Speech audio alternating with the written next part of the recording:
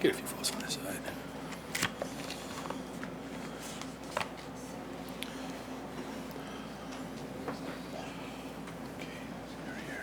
Very good. All right, good afternoon, everyone, and thank you all for being here. I want to uplift some of the actions that were taken at today's City Council meeting that will lead to a more equitable, stronger, and safer city. First, we confirmed the appointment of Charla Roberts as Chief Procurement Officer.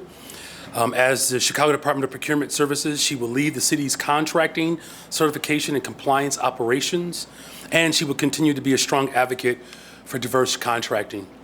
Charla previously served as the Director of Procurement Diversity at the University of Illinois, where increase of the university's diversity spending from $50 million to $113 million over a 5-year period. I'm confident that under her leadership, DPS will continue to expand opportunities for diverse contractors and businesses and achieve economic growth for all of Chicago. Also, in today's City Council meeting, we amended the annual appropriations ordinance for year 2024 and approved several critical investments in our people and our communities. We also introduced a number of proposals to support local businesses and increase development throughout the city of Chicago. Each of these items passed today are enhancing city services for residents and contributing to the health and vibrancy of all of our communities. This is a demonstration of my administration's commitment to fiscal responsibility and continuing to make critical investments for all of Chicago. Finally, today we adopted a resolution honoring the city departments as well as employees who contributed to the Democratic National Convention's resounding success. As we sent, of course, our best wishes to Department of Streets and Sanitation Deputy Commissioner Josie Cruz as she retires after a long, storied career of service in our city. Both resolutions are a reminder of the talent and tireless dedication seen from city employees and public servants. The talent and the dedication that makes our city so great, working alongside of leaders like those who are celebrated today, is why I'm confident that we will continue to grow our city and build a better, stronger, safer Chicago. I appreciate all of the work that you all have done on behalf of the city of Chicago to all of our city workers, and I'm grateful. Today, obviously, there was a spirited conversation around the legalities around how procurement is handled in the city.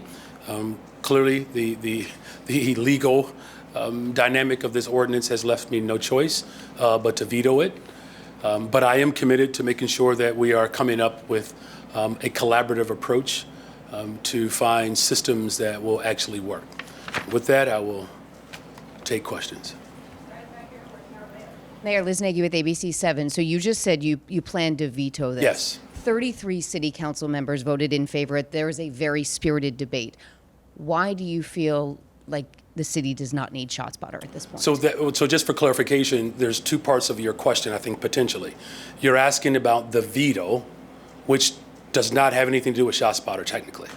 And then there's a question about Shotspotter, is that correct? Okay, all right, just want to make sure clarify. So as far as the veto, I will allow my corporate counsel to speak to the fact that this is an illegal ordinance. Mary Richardson-Laurie. Good evening, Mary Richardson-Laurie, Corporation Counsel for the City of Chicago. The mayor referenced the veto because the thing that passed is in violation of the Separation of Powers Act. Legislative branch cannot compel the executive branch to act. Hence, the item is a vetoable item, and the mayor is going to exercise that privilege. Thank you. And as far as the Shotspotter in and of itself, look, public safety, community safety is still my top priority. It will always be. Raising a family in Austin is the joy of my life, and it's a community, of course, that has suffered over the course of decades of disinvestment and has been, unfortunately, a very violent community. And so the loss of life in this city has not just gripped my heart in a very painful way, it has caused a tremendous amount of anxiety for decades in this city. And so that's why I'm committed to investing in things that actually work. So I made a commitment to hire more detectives. I said 200 by the end of my first term. We're going to get that done by the end of this year. We're going to have three new helicopters. Right? We're also investing in public health. Right? So this pilot program where first responders, our CIT officers, our CFD and paramedics have been responding to the mental health crises. Well, our pilot program is coming to an end, and we're going to have full-time behavioral health care workers responding to what essentially is 40% of the 911 calls. That is going to allow law enforcement to be available in communities to do its primary responsibility, which is to continue to secure these neighborhoods. So we're committed, of course, to investing in people. We're committed to technology, but it has to be technology that works. Look, cities all over America are canceling the technology. Houston, this is a red state. This is not just blue states. More moderate to conservative leaders, San Antonio, Seattle, New Orleans, they're canceling it because it has proven to be ineffective. When this was brought before the people of Chicago, this is what they were told, that it would reduce violence and it would lead to more arrests. It's done neither. That's why the state's attorney, which it's their primary responsibility to take the investigations that lead towards arrest, that leads towards conviction, said this is foul. It's why the OIG has said this is foul. Academics all over the city, all over the country, have called this corporation out for what it is. And it's an ineffective tool. And what I'm not going to do is allow the interest and the greed of a corporation to play on the fears and the anxiety of the people of Chicago. But are you ignoring the will of the city and 33 members of city council who voted to keep it by doing that? No. Hey, Alderman. Alderman. That's sorry. okay, but that would be. Sorry about that. That's, Jeez. no, it's okay. It's been a long one. I've been called worse. I didn't know there was worse. So there were 33 votes against this or for this ordinance. There were 3 aldermen who did not vote, including one who left the room rather than voting, and he previously supported a previous Shotspotter ordinance. Are you confident that you can prevent 34 votes to override your veto? Well, look, again, it's illegal. Just keep in mind, it's illegal. You have to start to raise questions of why now, in the interest of democracy, that now that you have someone who is firm in their values of investing in people, that all of a sudden we don't believe that that person should have the powers that every other mayor has had. Look, here's what I'm committed to doing, and I've said this repeatedly. We're going to find a pathway forward. We're going to find technology that actually works, but we're going to keep this in mind. We're going to invest in people, because the fact that those devices are in those communities, it's an admittance that these communities don't have everything that they need. What's interesting about this debate, though, was the alders who spoke about their safe communities, who do not have the detection. Wouldn't it make sense to figure out why those communities don't have those detections? Because they're safe. What makes them safe? Because they're invested in.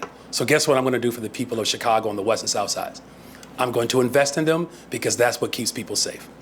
Hi, Natalie Martinez, NBC5 News. 2 questions, 2-parter, sorry about that, but they're quick.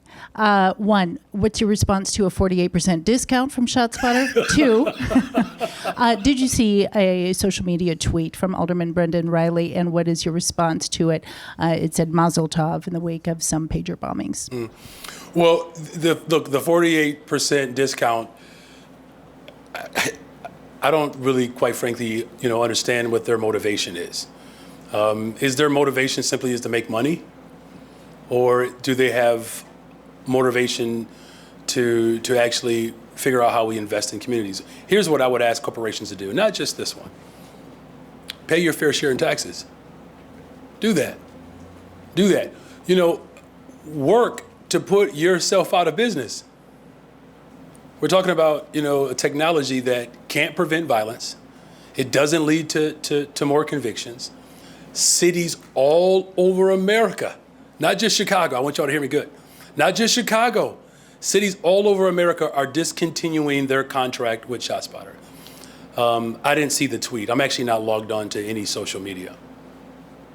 Hi, this is Maria Berreyesa from Univision. You say you're going to veto this ordinance. When is that going to happen? It's happening as we speak, right? I mean, look, here's the part that's most important. I'm committed to working with alders to find technology that works. there's been a working group that our Deputy Mayor, Garen Gatewood, has been leading for the last several months. We're going to make sure that the various caucuses are briefed on the RFI.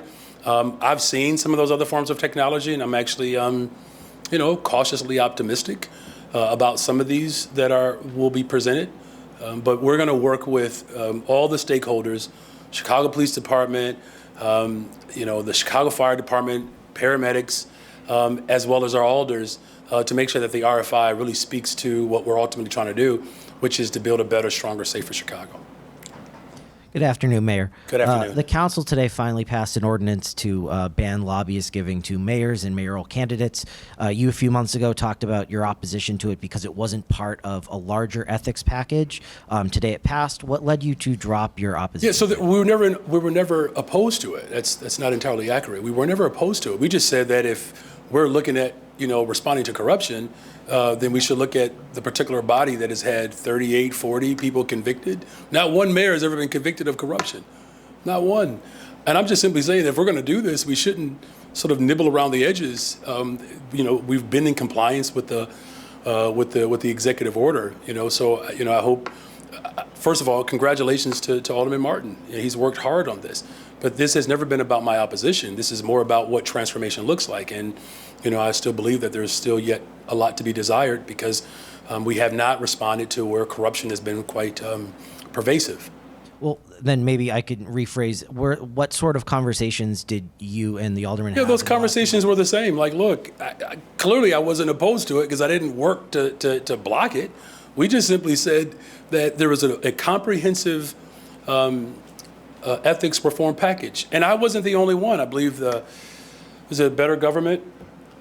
Was it BGA? BGA said that this was petite. I'm paraphrasing. That it could have been far more robust. I agree with him, and I believe the alder agreed with me, and why he decided to, not completely go all the way down the path of transformation. That's a question you should ask him. Good afternoon, Mayor. Good afternoon. Today, the City Council voted for Alderman Walter Burnett to become the new zoning chair, but he wasn't your first pick, or maybe even your second.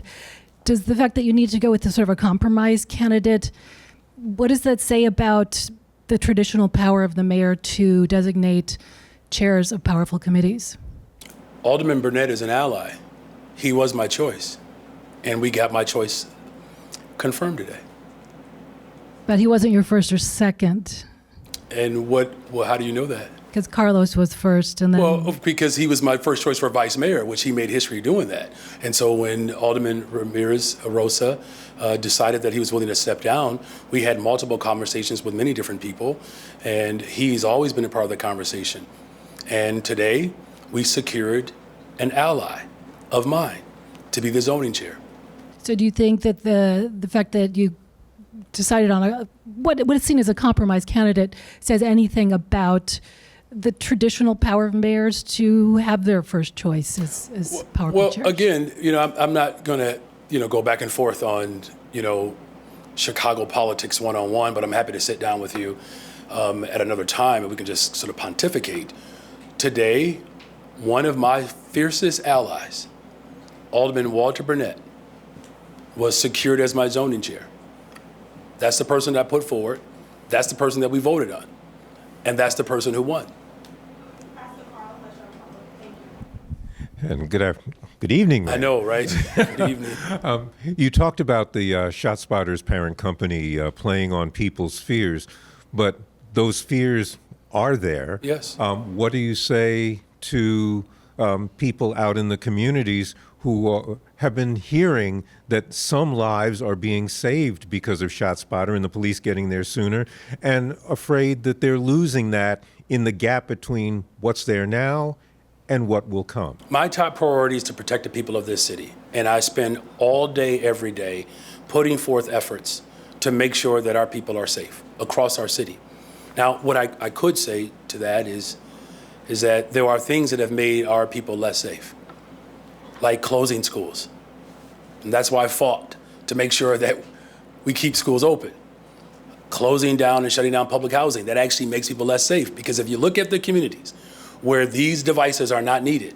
That's what they have. And look, I've said from the very beginning, I'm committed to a process that allows us to find technology that helps with response. I'm going to tell people the truth of what it does. And so in my case, I get to lead and tell people the truth. Now, if someone wants their mayor to just simply appease, to help ease their anxiety, that's what led us in this mess in the first place. But if you want a mayor that's going to tell you the truth and do everything in your power, my power, to make sure that the people of this city are safe, then you have the right person. I got a 10, 12, and a 16-year-old and a wife. And I have not always been mayor. I know what that anxiety feels like. I know what that fear looks like. But you know what I also know what anxiety and fear looks like? When you don't know if your paycheck is going to be enough. There are more people who are anxious about their water bills. Ask me how I know. But what do you fear that we're people- working? No, I'm not. First of all, no, Greg, I'm not afraid. I'm not. It is ungodly to walk in fear. What I'm simply saying is this, that the technology that has been out there because here's the thing, the technology that exists right now, here's the question, are people still feeling anxious? Yes. Do they still feel afraid? Yes. So the technology has not solved their anxiety and fear. What you have in the mayor is someone who's going to work collectively and collaboratively to make sure that corporations who have played on the fear of taxpayers, that have cost the taxpayers hundreds of millions of dollars because of lack of investment. And so I understand that that fear is real, and that's why I'm working every single day to address it. 200 more detectives, 3 helicopters, making sure that we have mental health providers who are showing up to crises.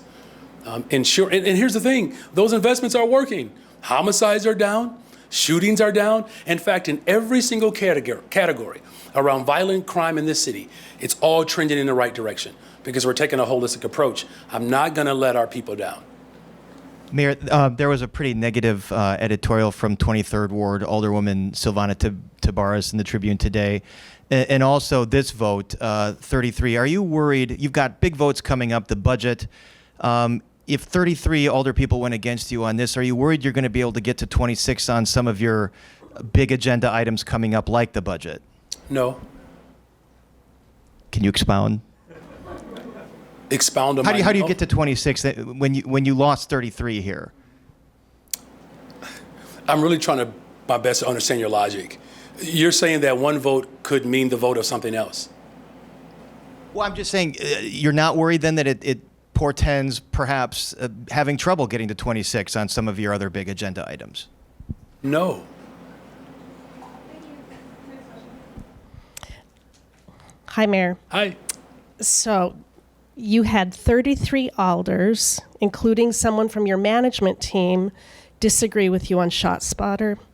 You were forced to pivot on your appointment for zoning commissioner. I know one allied to the other. I hear you, but it was still a pivot because people on the council were opposed. There were council members who criticized your choice for legislative affairs director. What are you doing to just calm those tensions or, bring everybody back in the fold with the council, given all of that at a very difficult time as you're trying to get the budget on its way? Mm-hmm. So there was not a pivot. There were multiple names that we were considering. You all happened to hear of one name. There were multiple names that were considered. We went with an ally. Okay. And But do the big picture. My question is I got you. picture. I'm responding to all of your questions, right? Okay. You talked about zoning, you talked about legislative affairs, and you talked about a level of calmness, okay? I'm going to respond to all of them, okay? We have an ally who is my zoning chair. That's a good thing. And he represents a very diverse community. There's beauty in that. There's beauty in that. And there were many names that were discussed. That's the one that I settled on, and that's the one that I got. Settled. Yes. Yes. I could have settled on someone else. But settled seems like that's not your first choice. I want you to step back and say, okay, every time I turn, I've got aldermen yelling at me for something. What Well, do I that's need not to do? new to any mayor. That is not. I just want you to understand, like, how you've been covering politics. So let me just give it to you straight. We continue to bring people together. All of our major initiatives in our agenda, we've been able to carry forward. Sub-minimum wage, we abolished it. Paid time off, we created and expanded it, right? The billions of dollars that we are investing on the west and south sides of the city of Chicago. The $250 million that's going towards homelessness. All of our major initiatives, we've carried through on them. Now, are there individuals that are feeling the weight of doing things differently? Yes, because we are doing things differently. I have a different value system than other mayors. So yes, maybe things went more smoothly when they sold off the parking meter. Maybe things did run more smoothly when they took pension dollars and put it downtown. Maybe things did run smoother when they sold off the Skyway. Maybe things went better when they decided to spend all the money and then left me with the bill. Maybe things did run smoother, but did it help the people of Chicago? No. And so if the most diverse administration in the history of Chicago rubs things a little differently, well, that's the energy that we bring. Look at this stage. We look different. And that's a good thing. And we're moving in a different direction. And there are some people that will feel uneasy. But the way we bring calm is by continuing to show up in our values. Are you meeting with people one-on-one? I meet with all of our leaders, from state reps, state senators, to alders, our congressional leaders. I meet with business leaders, labor leaders, community-based organizations. Sometimes I even take a meeting with my Aunt Betty, sometimes. Hi, Mayor. A question I've wanted to ask you really since May about Shotspotter. When you canceled the contract, you put out a statement. You waited several days before addressing it with the media. You simply said the technology was ineffective. I wonder if you think you could have avoided these two embarrassing votes had you campaigned harder to win public opinion. The news coverage, in my opinion, has sort of been pro-ShotSpotter. So you left months and months when there was this perception that this crucial tool that Chicago police use and need, and that the alders believe from feedback based on their community is essential, you let that be the narrative for months. So I wonder if looking back, you had used the walkie-talkies on a pole line and pointed out that other cities were canceling the contract sooner. That information was already out there. The state's attorney's opinion was available for the press to pick up on. The OIG information was before my time. All of these reports have been in the media before my time. So you didn't have to wait on me to tell you something that was already available. As far as cities canceling, that has always been in the media. It's always been in the press. Now, what people decide to cover, I mean, that's prerogative, right?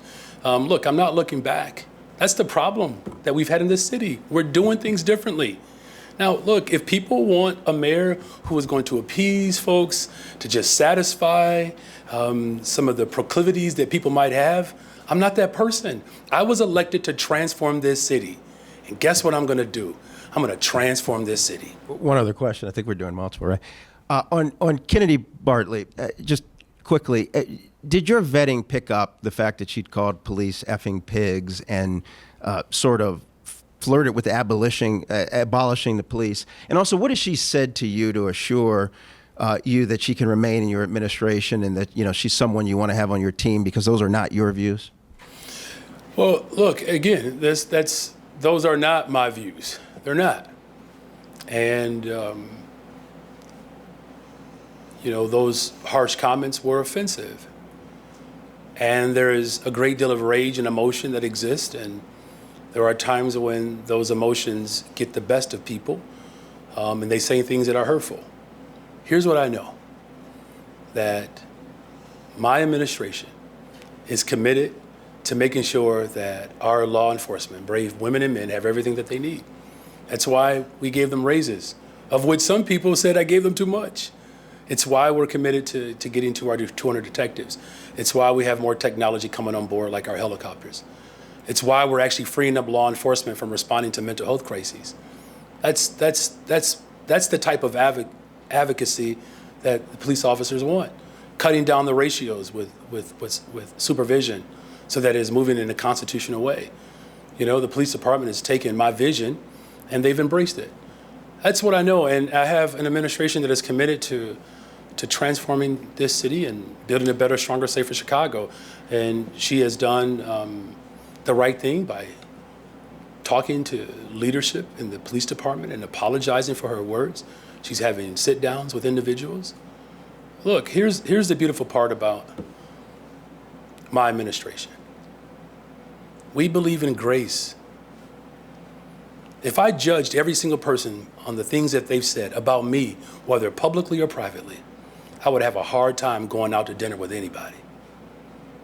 People deserve a right to be able to atone, even our police department. Now look, we are paying hundreds of millions of dollars to atone for harm. Should we not do that? Should we leave it up to the individuals who are responsible for it and make them do it? Guess who's paying that bill? The taxpayers are. I'm signing off on that.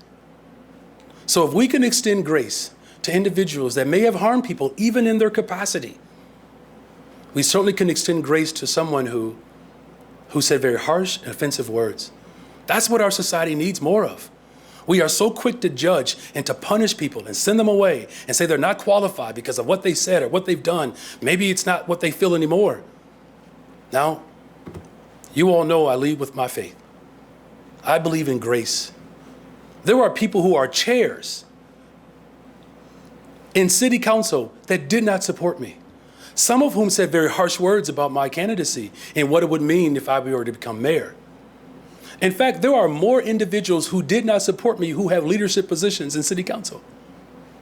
That's called grace, forgiveness, understanding the nature of humans, and giving them the opportunity to chart a new course. That is the gift of God. Hi, Mayor. I have two questions for you. I am going to bring back up the Alderman Riley situation and just explain it a little bit more. There are people that believe that's very serious and it warrants a response from you. So we have Muslim and Jewish leaders that are criticizing Alderman Riley after he tweeted a photo of a pager that read, quote, Mazel Tov, in the wake of deadly attacks caused by exploding pagers from the nation of Israel, targeting Hezbollah in Lebanon and Syria, which caused a couple deaths, thousands of injuries, but to a lot of innocent people.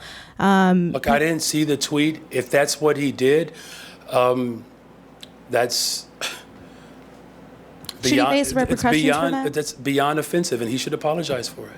But should he face repercussions? There's people on city council that have repercussions, such as censorship, whatever that might be. That's not my authority. I don't have the authority to censure people. If city council members decide to take that up for a vote, we've obviously have seen that happen before. But again, what you are reporting, because I did not see that actual tweet. Again, I am not on social media. I don't have a password or nothing. But if that is what is being reported, he should apologize for it. And it sounds quite horrific and beyond offensive. Alderman Hopkins this morning said during a press conference on Shotspotter, everyone in this room knows that we have what is called a strong council, weak mayor form of government. Do you agree with his statements here? I'm wondering if you think this statement will impede your ability to work with other members on the council. No, listen, you all. I mean, I get this. I understand how politics have been done in this city before. I do. But I've demonstrated that we're doing things differently. We're not punishing people because of their political views. I don't do that. That is not democracy. And here's the thing, it's also hypocritical. Imagine if we were to allow that type of paradigm to exist where you punish people for their political views and that becomes the norm. I wouldn't be standing here today. The political view of my liberation was something that was opposed by half the country. So should we have said, listen, half the country is not with, the ending of slavery? Does that suggest or somehow that you don't have the will of the people? You know what I'm saying? So I just don't think it's appropriate. And I'm not going to do this to Alderman Hopkins or anyone else that Look, I'm a social studies teacher. I mean, he ain't wrong. I mean, I've taught, Chicago government. That is the design of it. And there are still dynamics that exist within the executive branch that I do have the authority to do, and I should be permitted to do that, and I'm going to do that. Hey, Mayor. Hey. Sound thinking representatives have said they haven't heard from your office for months. How will decommissioning work, and who is going to take down the system when? All right, who so it's a pays very for good it? question. First of all, it's not true, but as far as the decommission is concerned, Mary or Gary, and either one of you want to take that on? Which one? Yeah, both could do it if you want. Okay, we'll start with Mary. The affirming the mayor's statement, it is inaccurate to say there have been no meetings or discussions because I've been in them. So that's not factual. With respect to the process of the demobilization, which is how it's referenced in the contract, there is a phasing that is associated with that, and that has to be worked out in detail with the contract provider. That's typically how it works, and that's how it will work here. Thank you very much. And one more question. You talked just now about the need to get technology that helps with response. That's something that aldermen on both sides of today's vote talked about. Why isn't that already in place for September 23rd? There's an entire process. It takes, listen, relax, Jake, hold on. I promise you, I'm going to talk and then you can come right back. I promise you. Over the last several months, we've been working through a process. It's new. When this detection, put that in quotation, was put forth, guess what? There was no process. We're doing it differently. We are. And some things take time when you're doing it right. And we're going to do it right. Alders will get a chance to experience a brief, and there will be a very robust opportunity for us to come to a conclusion. What do you think is a reasonable timeline? It's already been, 7 months?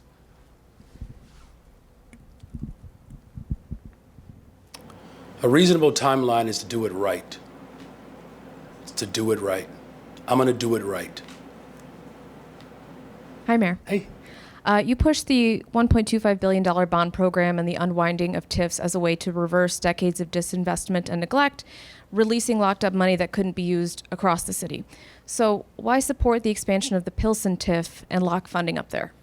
Well, look, that conversation is still going on, and the community is very much interested in providing some significant development that could create jobs in the immediate.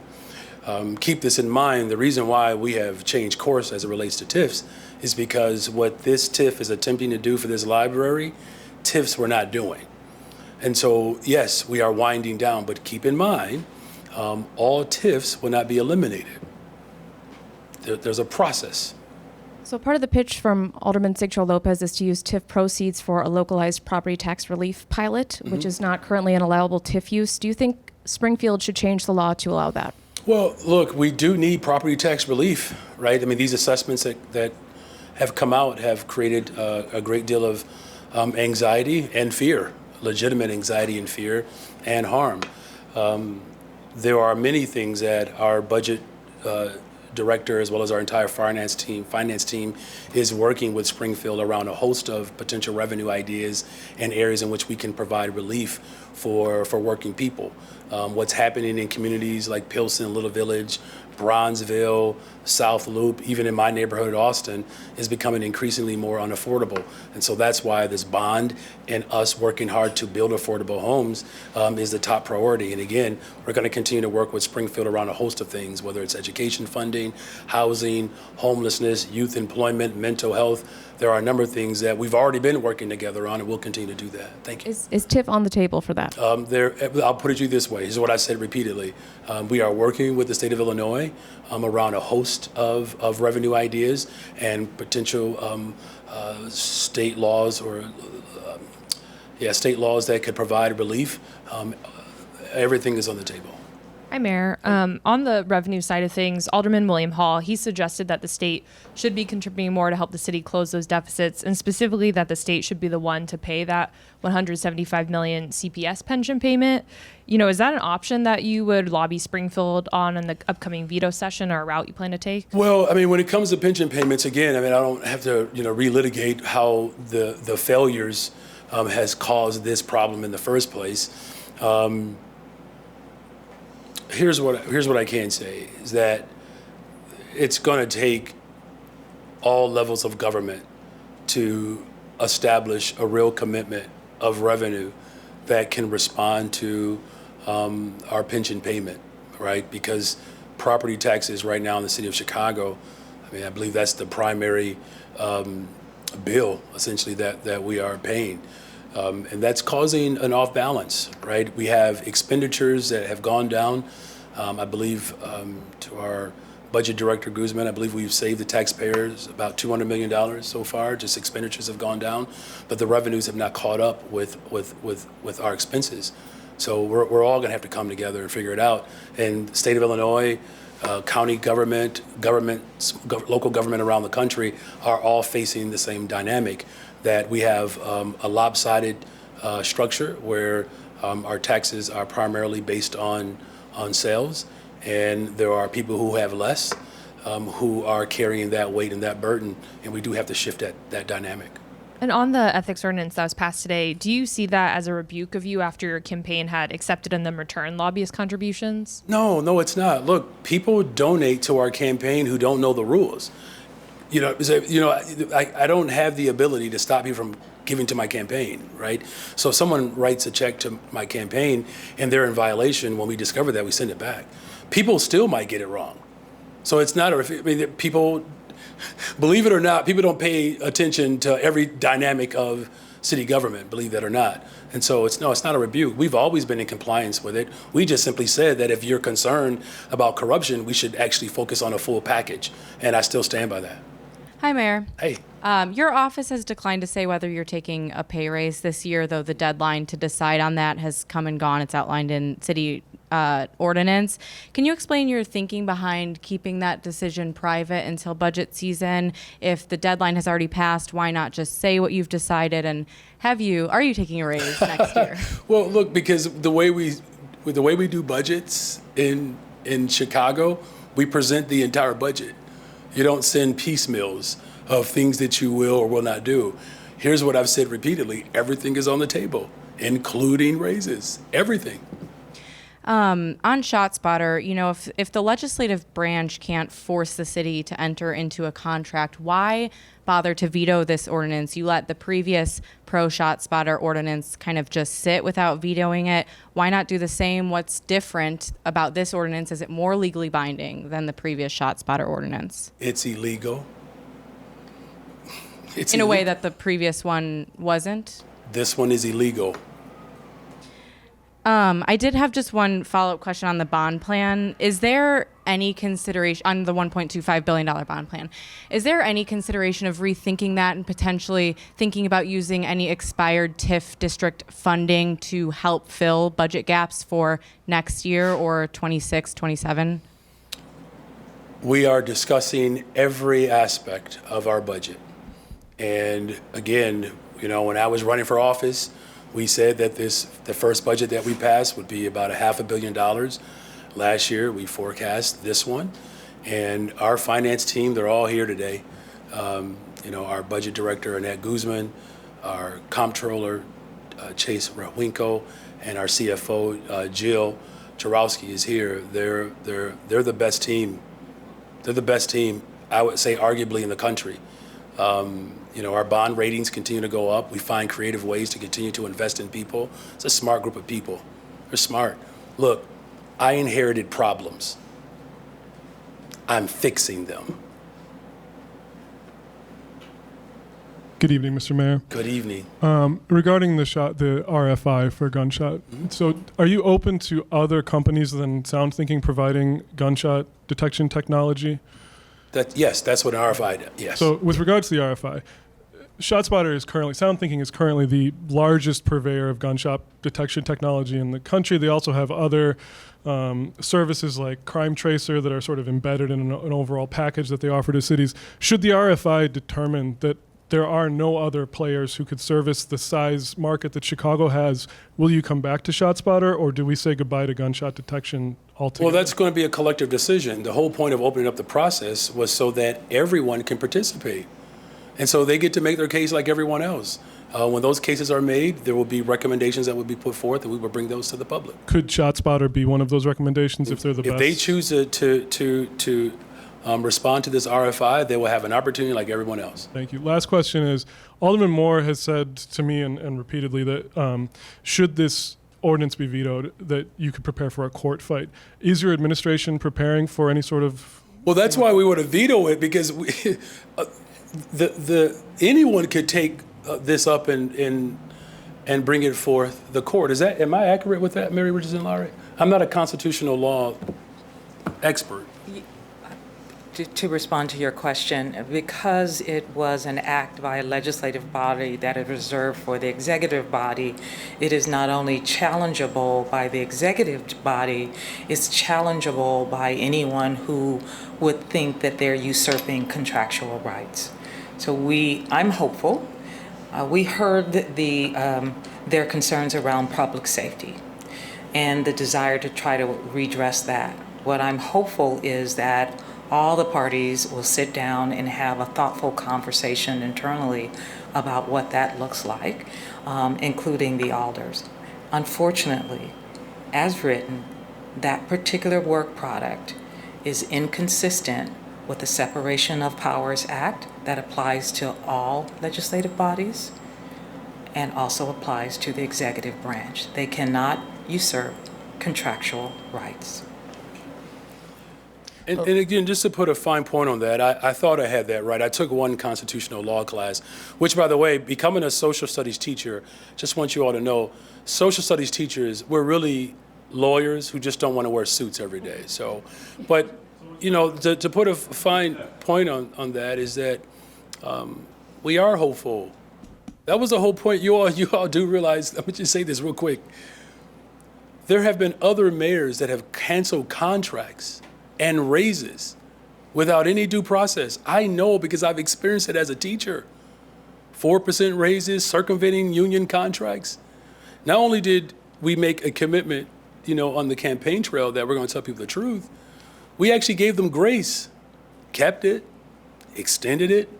We actually commissioned the actual data, because the data points that we had, I did want to see if there would be other examples of how this particular device could serve. But the most important thing here is we're already making investments in community safety.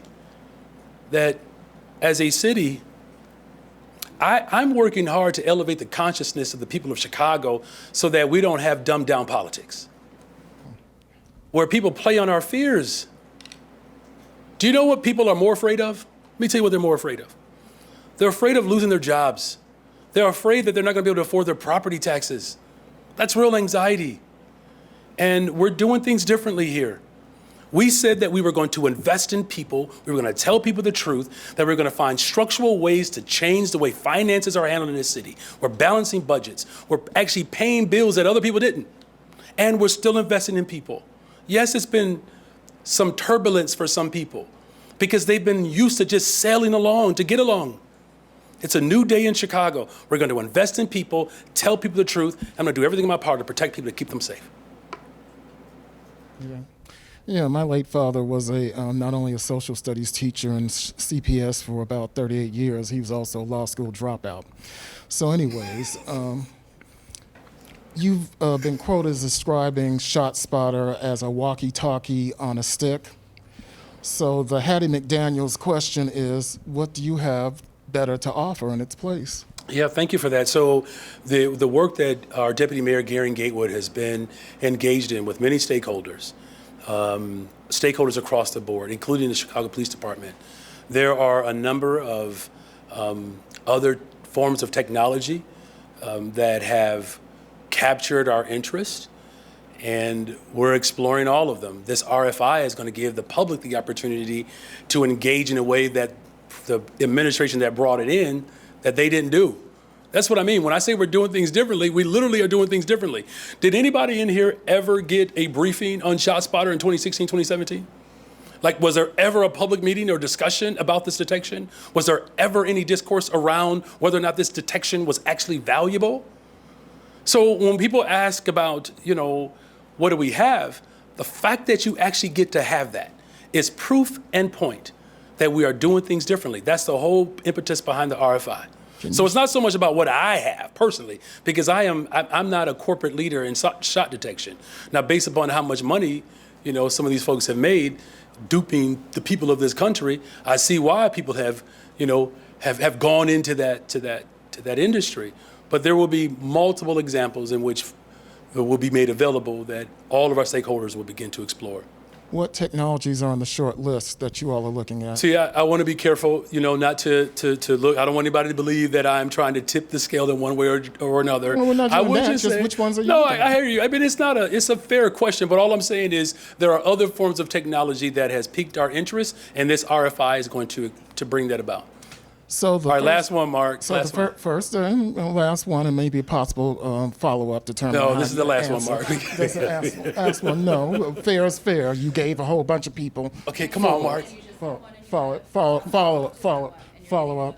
Okay, and another follow-up if necessary. So anyways, on the first day of the DNC at the Harold Washington Public Library, you offered as a form of reparations, one, these publicly run, city-run grocery stores and city-run city-run banks. And then Dorian Warren also suggested that this experiment you have with universal income is also a form of reparations. So the question is, how is that going to create black wealth for black families when it's clocked for black families at least as $0.00 compared with wealth for brown and white communities? No, thank you for that question, Mark. Your last question. Thank you for your last question. Look, the reason why we put together this task force is to look at a variety of things of how reparations could look being ran by a municipality. And whether it's food, whether it's education, whether it's healthcare, transportation, we should look at all of it. Whether it's direct payments to people, we should look at all of it. But in terms of building real sustainable black wealth in this city, it's why we're investing in homes and home ownership. Millions of dollars to create a pathway to home ownership. This is something that Vice President Kamala Harris is pushing as well. As I said earlier, a black contractor, a prime contractor, Boa Construction, received a contract at the airport. It's the first time in the history of the United States of America in terms of cargo expansion. We have a new chief of procurement. Her legacy is quite profound in this city. She comes from a legacy where black jobs and black wealth was very much a part of the DNA of her bloodline. And so we have someone who understands that, and we're going to continue to make sure that we're providing opportunities for all Chicagoans, but more specifically for black wealth. All right, thank you.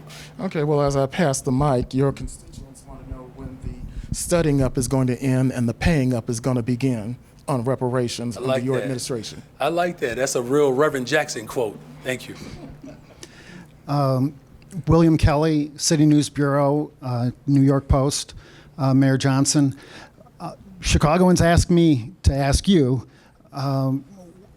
considering we're facing this $233 million budget shortfall this year and a $1 billion budget shortfall next year, why wouldn't you have proposed a migrant spending freeze instead of a police spending freeze, considering the fact that the police department is down 2,000 officers already, 150 of them are on your personal security detail. The issue that I hear from regular Chicagoans every day, black and brown, by the way, tell me that violent crime is their number one concern. This is why they want to move out of the city. Well, they've got, if I may finish, they've got, they're concerned about the rise of migrant crime, of shoplifting, of retail theft. Small business owners worry every time they wake up in the morning, are they going to have to go and sweep broken glass out of their from their storefront? Not to mention all of the armed robbery, the carjackings that are double-digit shootings every week, murder, obviously, and why wouldn't you, why would you prioritize migrant spending over public safety? We're not. We're not. In fact, to my budget director, our budget for the city of Chicago for public safety, what is it, 40% of our spending? What's the percentage of spending? $2 billion budget for the police department. So it's a $2 billion budget for a police department, $2 billion budget for the police department. So we do prioritize. It's not 40%, my apologies, but we spend $2 billion on community safety just for policing alone. So it is a priority. It's the top priority that I have as mayor of the city of Chicago. And since I've been mayor, there's been double-digit reductions in homicides. Hold on, relax. There's been double-digit reductions. So homicides are down, shootings are down, and every single category of violence in this city, it's down. Now, one of the reasons why it's down is because I made a commitment to hire more detectives. We've done that. We have 3 helicopters, brand new ones by the end of the year. We are investing in mental health support so that police officers don't have to show up to mental health crises. Right, so all of this is contributing to our overall effort to build a better, stronger, safer Chicago. Now, as far as spending is concerned, look, we have prioritized the west and south sides of the city of Chicago. 20 times the amount of spending in the west and south sides in my first 15 months in office than what we've had to spend to respond to this crisis. Here's the real question. One of the reasons why local municipalities have had to respond to new arrivals is because the federal government, particularly Trump Republicans, refused to work with the Senate and the president. A bipartisan bill that was passed in the Senate that Trump Republicans did not want to support in the House because they wanted to make it an issue. Now, since I've been in office, by the way, since last December, not one bus has come to Chicago since last December. You know why? It's because the governor of Texas didn't want to work with us. He wanted to cause chaos, we brought calm. Now, the last point, there were new arrivals sleeping on floors in police districts before I was mayor. And everybody was up in arms because they were all out in the street and sleeping on floors. I fixed that. And here's the real good news. We're building and we're working towards a single shelter system for everyone. The reason why we were pushing for Bring Chicago Home to make corporate interests pay their fair share was so that we can address homelessness. That's why we were pushing for that. But of course, greedy corporations, again, did not want to pay their fair share, and it's left people vulnerable. But we're going to continue to work to find the right investments to not only balance our budget, but to keep those investments alive. You mentioned Donald Trump. You brought his name up in the same sentence as shootings.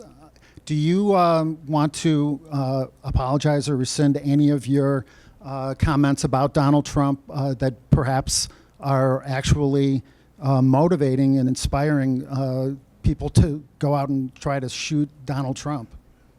Well, political violence is horrific, and there's no place for it. Calling out the fact that Donald Trump